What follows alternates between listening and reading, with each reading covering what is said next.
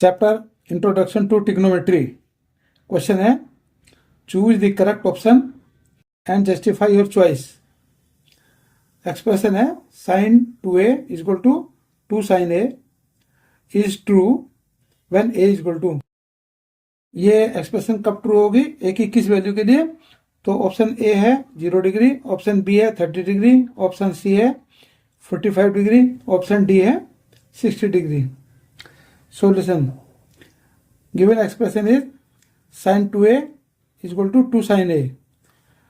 हमने sin 2a as it is लिखा और 2 sin a को लेफ्ट साइड ट्रांसपोज कर दिया, तो ये आ गया sin 2a minus 2 sin a is equal to 0। और sin 2a की वैल्यू होती है 2 sin a cos a और minus 2 sin a is equal to 0।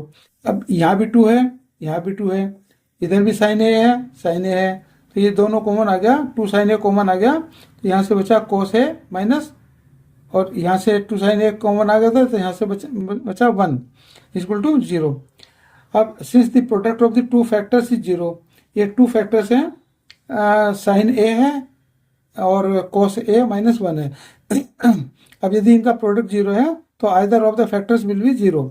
If sin a equal to 0, यदि हम sin a को 0 लेते हैं तो ये sin a, इसका मतलब यह है कि एक a इक्वल टू हो गया 0 डिग्री, क्योंकि sin 0 डिग्री की वैल्यू 0 होती है।